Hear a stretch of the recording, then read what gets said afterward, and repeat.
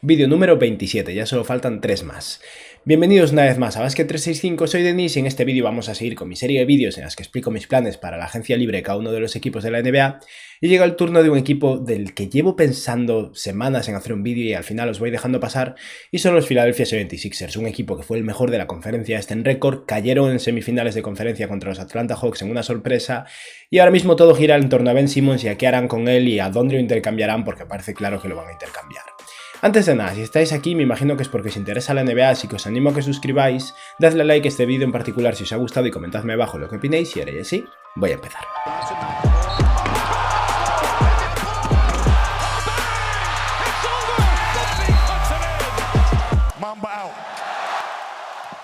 Estamos ante un equipo que como mínimo sabemos que no va a tener miedo en ser agresivo y en hacer movimientos para mejorar porque están liderados por Daryl Morey, que ha sido así durante toda su etapa en los Houston Rockets. Es un equipo que no tiene margen salarial, evidentemente están pagando más de 30 millones de dólares por Embiid, por Tobias Harris y por Ben Simmons, lo cual hace que sea complicado tener flexibilidad. Aún así es un equipo que tiene piezas de intercambio, especialmente Ben Simmons, un par de jugadores con contratos intercambiables que podrían sumar algún pick también para conseguir algún role player complementario más, y bastantes jugadores interesantes que podrán retener para mantener un núcleo similar, muy modificado básicamente por lo que sea que consigan intercambiar por Ben Simmons. Los 76ers, como decía, no van a tener margen salarial, así que solo van a tener los 5,9 millones de dólares de la excepción para los equipos por encima del impuesto de lujo. Sabemos que en general Filadelfia es un equipo dispuesto a gastar, así que comparado con otros equipos no me voy a cortar tanto con las renovaciones, pero aún así no creo que se vayan a hundir mucho en el impuesto de lujo por la situación del equipo. Tiene una excepción de intercambio de 8,2 millones de dólares que puede ser interesante, tal vez puedan conseguir algo a cambio de su pick 28 por ejemplo, pero es algo que no voy a plantear en este vídeo. Obviamente tiene la mínima del veterano y tiene la elección 28 y la 50. En lo que respecta a sus agentes libres está Danny Green, del que tienen sus derechos completos, o sea que va a poder pagarle lo que haga falta para retenerlo, Mike Scott, que es un ala pivot capaz de tirar de 3 que lleva ya bastante tiempo en el equipo, Dwight Howard, que fue el center suplente del que no tienen los derechos, tienen los derechos non-birth, o sea que va a ser complicadillo el tema de la renovación de Howard si lo quieren mantener, Furkan Korkmaz, que es un muy buen triplista, un jugador que puede jugar de escolta o de alero, que es un mejor defensor de lo que aparente y que no me sorprendería que quiera mantener en el equipo, y dos jugadores que terminan sus contratos de dos bandas. Gary Clark, que era un jugador que tenía un contrato regular en los Magic y es un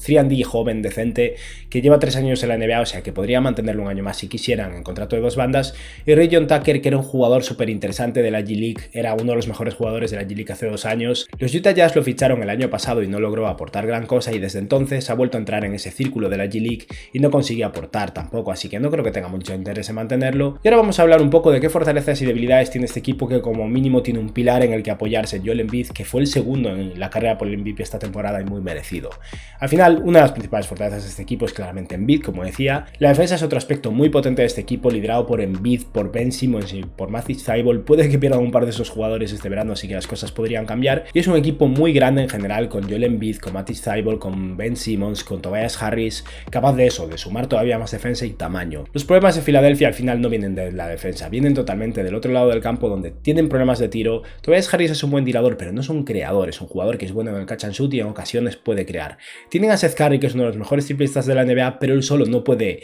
cargar con todo a sus hombros, no es su hermano Stephen Curry, y por eso al final lo que necesitan es alguien que tenga la habilidad de crear desde el perímetro. Embiid puede crear desde el poste, pero no desde el perímetro, y necesitan sobre todo consistencia. Es un equipo que hay días en los que es imparable y otros días en los que es un completo desastre, y mucho depende al final de Ben Simmons, de su poca estabilidad en ocasiones, incluso de Tobias Harris, que tampoco es un jugador con el que puedas contar cada día.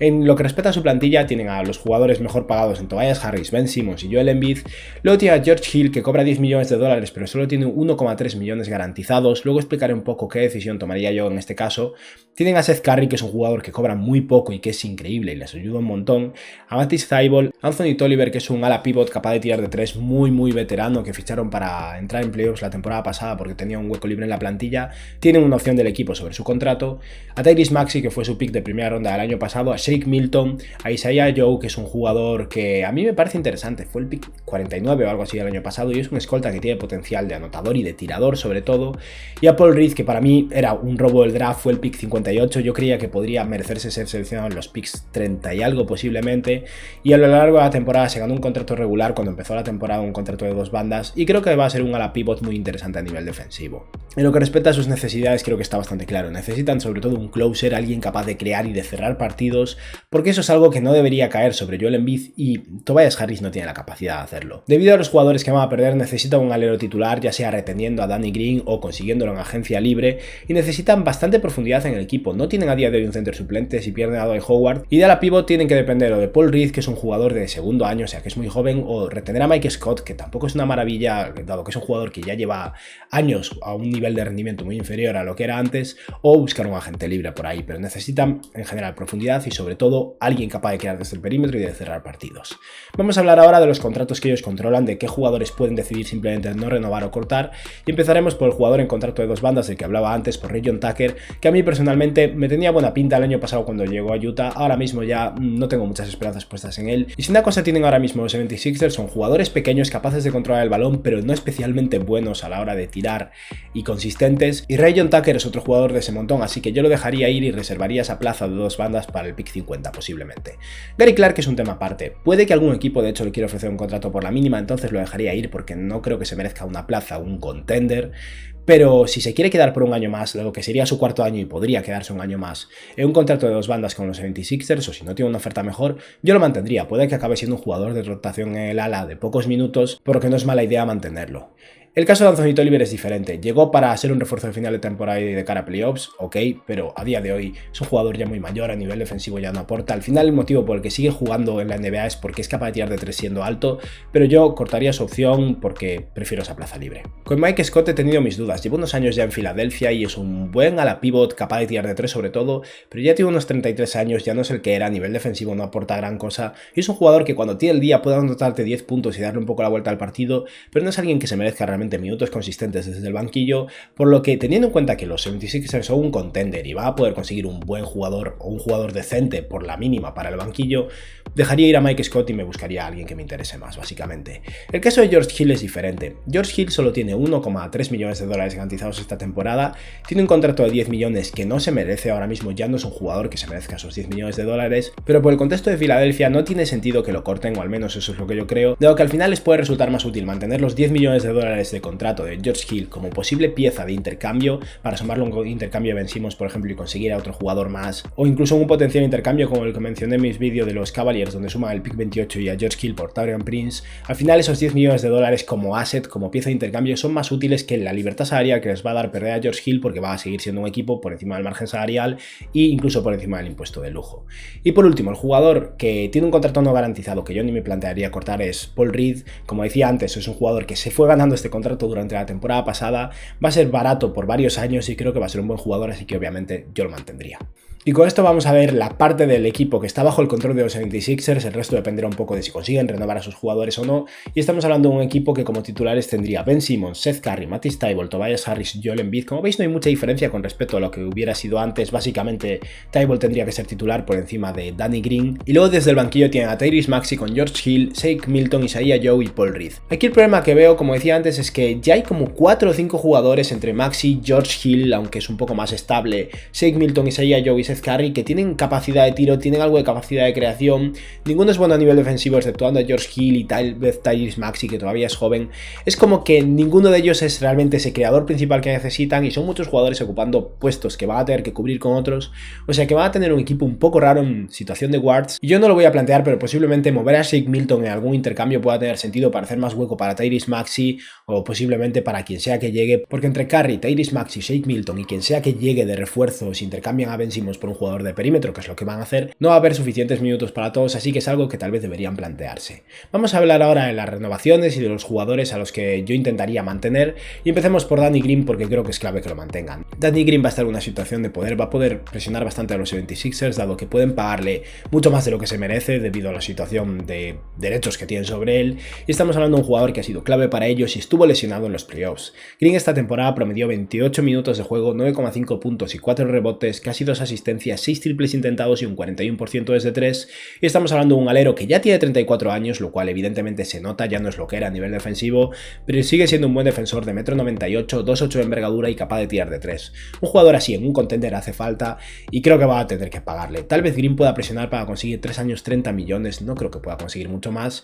y es demasiado, sobre todo hacia el final de ese contrato, pero creo que los 76ers va a tener que pasar por el aro y pagarle, porque Danny Green no va a ser un jugador fácil de sustituir. Vamos a hablar ahora de un agente libre restringido que no tiene demasiado bombo y que sin embargo creo que es alguien interesante para este equipo y también debería mantenerlo, y ese es Furkan Korkmaz. Korkmaz no creo que vaya a tener demasiado mercado y al final, como tiene sus derechos, simplemente va a poder permitirse que algún equipo le haga una oferta de igualar, o simplemente aprovechando que está en una situación de poder sobre él, negociar para conseguir un contrato adecuado. Al contrario que con Danny Green, creo que con Korkmaz van a poder conseguir un precio adecuado, y estamos hablando al final de un jugador físicamente bastante parecido a Green, aunque no sea igual a nivel defensivo, 2'1" de altura, 2'8" de envergadura, un jugador de 24 años, o sea que tiene 10 años menos, que es decente a nivel defensivo y que es muy buen tirador. Esta temporada en el equipo ha promediado 19 minutos de juego, 9 puntos, 2 rebotes y 1,5 asistencias, 5 triples intentados, un 40% en tiros de campo y un 38% desde 3. Al final, Korkmaz lo que aporta básicamente es free and D, que es algo que necesitan, y un jugador que puede jugar de escolta y de alero,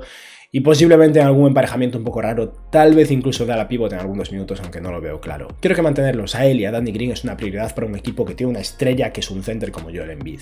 Y por último vamos a hablar precisamente del center suplente de Dwight Howard, y esto se pone más complicado. Howard ha sido bueno en sus minutos, es un muy buen center suplente a día de hoy con sus 35 añazos, y estamos hablando de alguien que esta temporada ha promediado en 17 minutos de juego, 7 puntos y 8 rebotes, casi 3 rebotes ofensivos y un 59% en tiros de campo. Dwight Howard ha pasado de ser una estrella totalmente olvidada y caída en desgracia a un super roleplayer desde el banquillo. Creo que Filadelfia debería mantenerlo, y el problema es que sus derechos sobre Dwight Howard son los non-birth, que les permiten subirle un 20% el salario, con lo que va a cobrar unos 3,1 millones de dólares, y es verdad, Howard lleva un par de años por la mínima, pero sospecho que va a poder presionar a Filadelfia y creo que los 76ers va a tener que pagarle a Dwight Howard con su excepción de mid-level para los equipos por encima del impuesto de lujo. Yo sinceramente creo que prefiero pagarle esos 5,9 millones de dólares por un año a Dwight Howard que intentar conseguir un center suplente que no conozco o que no sé cómo va a funcionar en este equipo por ese precio. O sea que creo que Howard se va a quedar, pero les va a salir caro, no creo que vayan a poder conseguirlo por la mínima. Y con esto vamos a ver cómo se quedaría el equipo antes de draftear y de intercambiar a Ben Simmons, que va a ser la prioridad principal, y estamos hablando de un equipo que tiene a Ben Simmons, Seth Curry, Danny Green y Tobias Harris como titulares, o sea que Green sustituye a Matisse Thybulle y ganan bastante más profundidad, como mínimo ahora tienen un center suplente, cosa que necesitaban con Howard, y tienen a Matisse Thybulle y Furkan Korkmaz en el ala. El mayor problema que veo de momento es que no hay ningún alero a la pivot, son más bien aleros escoltas los jugadores que tienen, y eso es algo que van a tener que intentar corregir.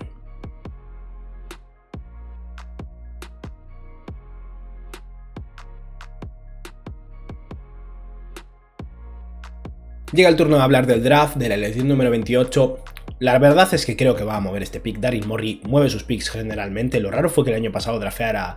a Tyrese Maxey. Creo que el hecho de que drafteara el año pasado en la primera ronda fue una anomalía, en parte porque le gustaba a Maxey, en parte porque acababa de llegar y ya bastantes cosas tenía que hacer. Pero es eso, creo que va a utilizar este pick en un intercambio, ya sea con Ben Simmons o con George Hill, como mencionaba antes. Pero personalmente en estos planes que he elaborado yo, el pick no se mueve, no ha cuadrado así, no he visto ninguna necesidad de moverlo, así que voy a plantear unas cuantas selecciones y la que más se está mencionando y tiene sentido, aunque es otro jugador del molde de Tyrese Maxey y Shake Milton, es Bones Hyland, y creo que al final puede ser mejor que estos dos jugadores a nivel ofensivo y por eso es interesante. Bones Hyland es un jugador de 2 años de experiencia en la universidad, súper delgado, pero es un base de 1,90 m con una envergadura de 2,06, que solo pesa 76 kilos, que es un muy buen tirador desde el bote, es capaz de tirar desde muy lejos, de crearse sus propios tiros, y al final es lo positivo que aporta un equipo que tiene a Joel Embiid, un francotirador y un jugador capaz de crear sus propias canastas. El problema es que los rookies, por buenos que hayan sido en la universidad, no aportan para un contender generalmente, o sea que la idea está muy bien, pero no creo que Bones Hyland vaya a ser efectivo hasta dentro de 3 años. Aún así es un jugador que este último año con su equipo de BCU promedió 19 puntos por partido, 4 rebotes y 2 asistencias, con 8 triples intentados y un 38% desde 3, con un 88% en tiros libres. El tiro es confiable, su habilidad con el balón en las manos es realmente buena, es capaz también de romper a sus defensores y de hacerse un hueco cerca del aro. Luego su físico al final le perjudica a la hora de finalizar, pero es un jugador que a nivel ofensivo me parece muy completo, aunque en defensa no vaya a sumar demasiado. Ya lo decía antes, tal vez aquí tenga sentido mover a Shake Milton como mínimo, porque los tres, Shake Milton, Tyrese Maxey y Bones Hyland, no me acaban de pegar, pero bueno, vamos a dejarlo así de momento. Y otra opción para el draft es un base que a mí personalmente no me parece una elección de primera ronda, pero estamos en el pick 28, tampoco está en primera ronda dentro de lo que cabe, y este es un base que les da una dinámica un poco diferente a la anterior, porque es un base grande y bueno a nivel defensivo, que ha tirado bien de 3 esta temporada, pero con poco volumen y no ha sido bueno de 3 antes. Ese jugador es Ayo Dosunmu, que mide 1,96 m con una envergadura de 2,06, es un base atlético, bueno a nivel defensivo, bueno en transición, no tan bueno con el balón en las manos para un base como es habitual, pero es un jugador bueno creando desde el pick pick and roll que ha promediado esta temporada 20 puntos, 6 rebotes y 5 asistencias con 3 pérdidas, que para un jugador de tercer año en la universidad empieza a ser un ratio de asistencias perdidas no demasiado bueno. Y es verdad que ha tirado bien de 3, un 39% desde 3 en 3 triples intentados, pero no son demasiados triples, y ha promediado un 49% en tiros de campo. A mí Ayo Dosunmu me parece que va a ser un buen defensor, no estoy seguro que vaya a tirar bien de 3, por lo menos no sus primeros años, pero si quiere un jugador más grande y que pueda aportar un poco más en defensa y confían en conseguir un jugador después más interesante para esa posición de creador principal, es una opción bastante interesante. Y por último, el tercer jugador que voy a plantear con este pick 28 es un center suplente, básicamente. Esto es sobre todo si pierde a Dwight Howard, pero al final es un jugador que no creo que vaya a ser una estrella en absoluto, pero estoy escuchando mucho sobre lo bien que lo está haciendo en los entrenamientos y cómo hay bastantes equipos que se lo plantean ahora como una elección de primera ronda, y ese es Day'Ron Sharpe, un jugador que jugó en North Carolina este año, que es al final un center gigantesco, 120 kilos de peso con solo 19 años de edad, no tiene mucha envergadura, mide 2'11 con una envergadura de 2'13, pero es una máquina a los tableros, sobre todo rebotea mucho, consigue 3,3 rebotes ofensivos y 7,6 rebotes en 19 minutos de juego por partido, y no aporta demasiado más. Es un rim roller, un jugador eficiente cerca del aro, que se esfuerza mucho, de esos jugadores que se tiran al suelo por balones, y al final como suplente barato de Joel Embiid a largo plazo puede ser una solución interesante. Este año podrían tener a Dwight Howard de segundo center y a Day'Ron Sharpe de tercero, y tal vez el año siguiente ya se merezca ser el suplente regular por detrás de Joel Embiid. Aún así yo priorizaría a Bones Hyland porque es el jugador con más talento ofensivo y el que más capacidad de tiro tiene, que es lo que más necesitan, pero es una opción interesante. Y con esto vamos a hablar del tema más importante de los 76ers, y es el intercambio de Ben Simmons. ¿Por qué lo van a intercambiar? Ben Simmons es un jugador que va a tener valor, ha jugado muy mal en playoffs y eso le perjudica, es verdad, pero su valor es innegable y creo que los equipos son conscientes. No va a haber una ganga por Ben Simmons. Estamos hablando de un All-Star de 25 años recién cumplidos que ha promediado esta temporada 32 minutos de juego, 14 puntos, 7 rebotes y 7 asistencias, con 1,6 robos por partido, un 56% en tiros de campo y siendo el segundo en la carrera por jugador defensivo del año. O sea que es un muy buen pasador, un defensor de élite, un jugador muy alto, que puede defender en prácticamente cualquier posición y que en ataque tiene sus carencias, es verdad, no tira y aún por encima llegó un punto en que estaba mal, perdió su confianza básicamente y ni siquiera se atrevía a conseguir canastas fáciles, pasó de un mate, cosa que todos sabemos ya contra los Hawks, y la línea de tiros libres fue un desastre, es verdad, pero todo eso no es suficiente para conseguir a Ben Simmons por una ganga. Creo que al final Ben Simmons va a ser intercambiado por un All-Star o por un jugador de calibre cercano al All-Star, más veterano, que ayude más a los 76ers a ganar ahora y que encaje mejor en el equipo, para un equipo que quiera entrar en una medio reconstrucción, pero no una reconstrucción total. Un equipo no debería ir a por un All-Star de 25 años con 3 años de contrato para reconstruir, porque es verdad, lo tienen atado durante un tiempo, pero cuando tenga 27 años no creo que vayan a ser lo suficiente buenos como para competir y lo van a acabar perdiendo el año siguiente. Así que vamos a plantear 4 opciones de intercambio por jugadores que realmente ayudarían a Filadelfia, y en general creo que son opciones bastante viables. La primera es con los Washington Wizards y depende de que finalmente Bradley Beal pida un intercambio.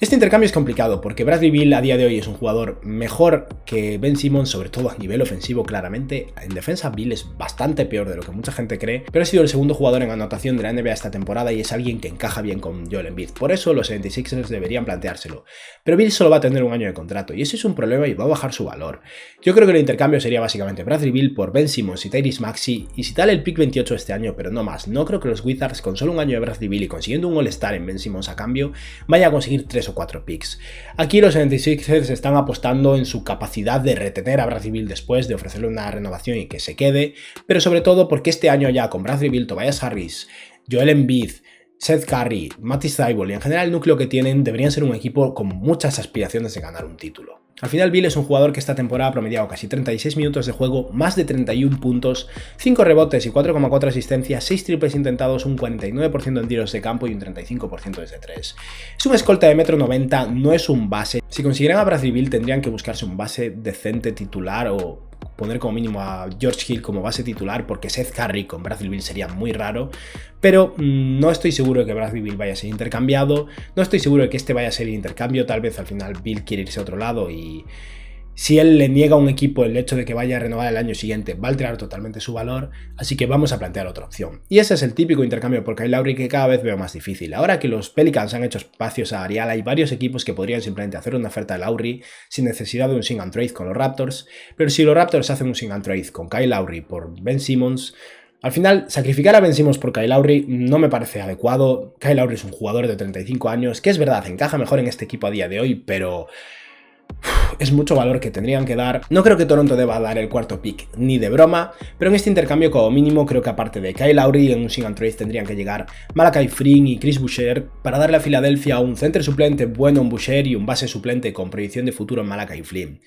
Tal vez aún así habría que sumar alguna cosilla más, porque Ben Simmons es un All-Star 10 años más joven que Kyle Lowry, pero más o menos creo que por ahí irían los tiros. Lowry es un jugador que les ayudaría, es verdad, con sus 35 años de edad sigue siendo muy bueno. Esta temporada ha conseguido promediar 35 minutos de juego, 17 puntos, 5 rebotes y 7 asistencias, con 7 triples intentados y un 40% desde 3 con un 44% en tiros de campo. Al final Kyle Lowry es un creador, es un jugador que puede defender, que puede tirar de 3, que encajaría con Joel Embiid, pero el coste por un jugador que tiene 35 años y va a tener que firmar 3 años de contrato porque es lo mínimo en un sign and trade y va a tener 38 años, el último año cobrando 20 y pico millones de dólares, me parece excesivo y yo no lo haría, creo. Así que vamos a hablar de las dos opciones que quedan. La primera es con los Minnesota Timberwolves, que se han rumoreado como un equipo interesado en Ben Simmons. Si el intercambio es de 1 por 1, si no hay un tercer equipo involucrado, creo que D'Angelo Russell tiene que estar en el intercambio. Y entonces estaríamos hablando de un intercambio en el que tal vez los Timberwolves estén pagando demasiado. Sería básicamente D'Angelo Russell y Malik Beasley por Ben Simmons y George Hill. Creo que Ben Simmons encaja muy bien en Minnesota. Creo que Malik Beasley es totalmente prescindible, aunque sea un buen jugador y un jugador que han conseguido firmar con un contrato barato, dado que aún por encima ha tenido problemas legales y eso no me gusta. Y D'Angelo Russell, en mi opinión, es un muy buen jugador, pero en un max contract no se merece los 29-30 millones de dólares que cobra. Para mí es más bien un jugador de 20 millones. Y al final estamos hablando de un base bueno con el balón en las manos, capaz de crear, capaz de pasar y capaz de tirar de 3, lo cual encaja muy bien con Embiid. Muy malo en defensa, conste, pero me parece un mal menor. Esto sería muy bueno para los 76ers. Creo que aquí, aparte de George Hill, que estaría para hacer cuadrar el dinero, tal vez tendrían que enviar alguna cosilla más, tal vez Tyrese Maxey, tal vez el pick 28. No creo que esto sea justo, creo que Minnesota podría presionar por un poquillo más, pero creo que al final los Timberwolves se están librando de salario, están consiguiendo un jugador que encaja bien en ese equipo y sí, están rompiendo esa amistad de Karl Anthony Towns y D'Angelo Russell, pero desde un punto de vista de hacer el equipo ganar, creo que esto ayudaría mucho. D'Angelo Russell para los 76ers sería muy útil. Estamos hablando de un jugador que esta temporada ha promediado 28,5 minutos de juego por partido, 19 puntos, 2,6 rebotes y 6 asistencias, con 7,4 triples intentados, con 43% en tiros de campo y un 39% desde 3. D'Lo es un jugador muy bueno con el balón en las manos, con mucha facilidad para crear para sí mismo y para otros, y mucha capacidad de tiro, que en defensa, insisto, pese a medir 1,93 m y tener una envergadura de 2,08, es un completo desastre y no creo que eso vaya a cambiar. Y por último, el intercambio que voy a plantear, porque es el que veo más realista, el que veo como una posibilidad muy fácil, si los 76ers ofrecen esto, el otro equipo va a decir que sí, por eso lo voy a plantear, es con los Portland Trail Blazers, y es un intercambio por CJ McCollum. Aquí básicamente estamos hablando también de dos piezas moviéndose, pero McCollum tiene menos valor que cualquiera de los tres jugadores de los que he hablado hasta ahora, cobra demasiado, 30 millones de dólares, y es un jugador que no está en absoluto a la altura de Ben Simmons, y por eso creo que aquí Portland tendría que pagar un poquillo también. Estaríamos hablando de McCollum y Robert Covington yéndose a los 76ers, reuniéndose otra vez con el equipo donde empezó a destacar en su momento, y una primera ronda futura. Creo que Portland tendría que enviar un pick como mínimo, y a cambio los Blazers consiguen a Ben Simmons y a George Hill por una cuestión salarial.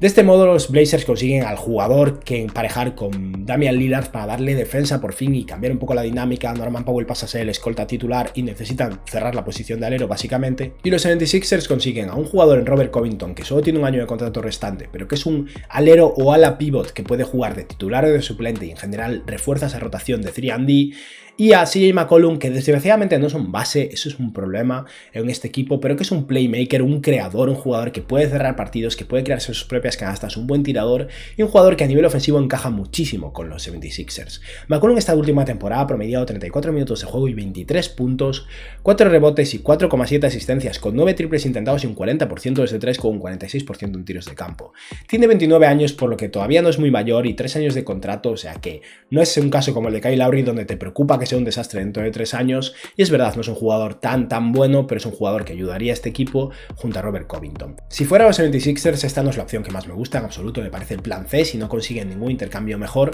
pero al final yo intercambiaría a Ben Simmons por CJ McCollum si consigo cosas extra, teniendo en cuenta que quieren competir ya y que con Ben Simmons y Joel Embiid está claro a estas alturas ya que no van a ganar. Y con esto queda un hueco libre en el equipo para la agencia libre, y creo que tienen que reforzarse después de conseguir eso a Robert Covington y a CJ McCollum en este caso, consiguiendo un center ala pivot más, un tercer jugador grande que pueda jugar de small ball center o de ala pivot. Y el jugador que voy a plantear, porque creo que sí que estaría dispuesto a irse a este equipo por la mínima, teniendo en cuenta que al final es un veterano ya que no ha ganado nunca un anillo, es Paul Millsap. Habrá que ver lo que negocian los Nuggets con JaMychal Green y Paul Millsap, porque los dos van a ser agentes libres y solo van a retener a uno, sospecho, pero si Millsap no consigue llegar a un acuerdo con los Nuggets, se irá por la mínima algún contender, estoy casi seguro, y estamos hablando de un jugador que esta temporada ha promediado 20 minutos de juego por partido, 9 puntos y 5 rebotes con 2 asistencias, un 48% en tiros de campo, un 34% desde 3, y buena defensa y saber hacer, básicamente. Millsap es más bien un ala pivot, pero puede jugar un poco a small ball center en un equipo si lo necesitan de verdad, y es alguien que realmente creo que podría contribuir. Y si Millsap no está disponible o no quiere irse a los 76ers,